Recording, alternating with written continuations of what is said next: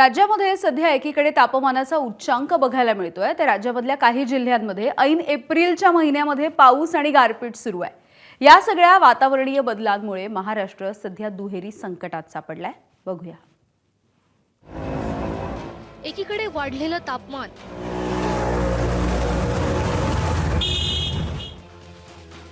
आणि दुसरीकडे पाऊस आणि गारांचा मारा।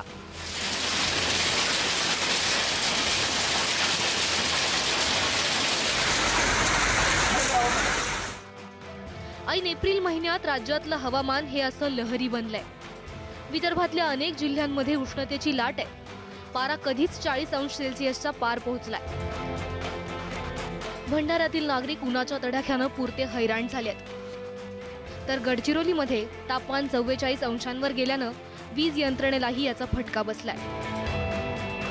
आलापल्लीच्या मुख्य ट्रान्सफॉर्मरला थंड ठेवण्यासाठी चक्क कूलर लावावे लागले।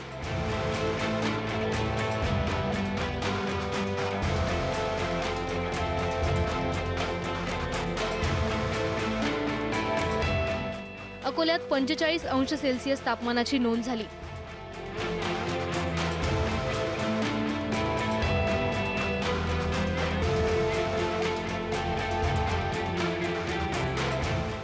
तर चंद्रपूर आणि वाशिममध्येही तापमानानं उच्चांक गाठल्यानं प्रशासनानं शाळांच्या वेळेत बदल केलेत।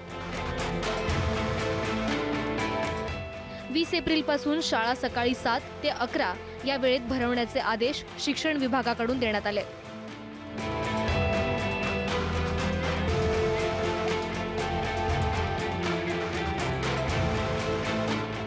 पण पश्चिम महाराष्ट्रात मात्र अवकाळी आणि गारपिटीनं हैराण केलंय।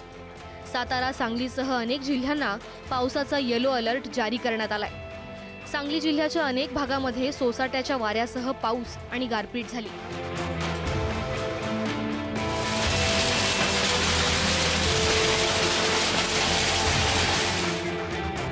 तर धाराशिवमधील पावसानं शेतकऱ्यांचं मोठं नुकसान केलंय।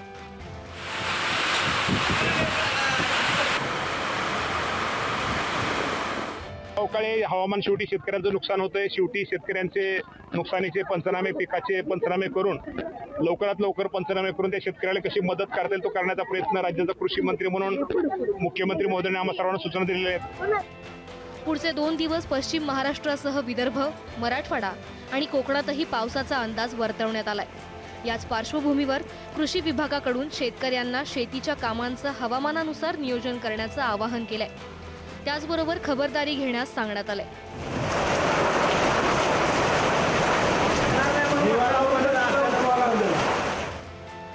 एकूणच सध्या राज्यातील नागरिक वाढलेलं तापमान आणि पाऊस गारपिटीच्या तडाख्यात सापडले आहेत। ब्युरो रिपोर्ट, एबीपी माझा। एबीपी माझा, उघडा डोळे बघा नीट।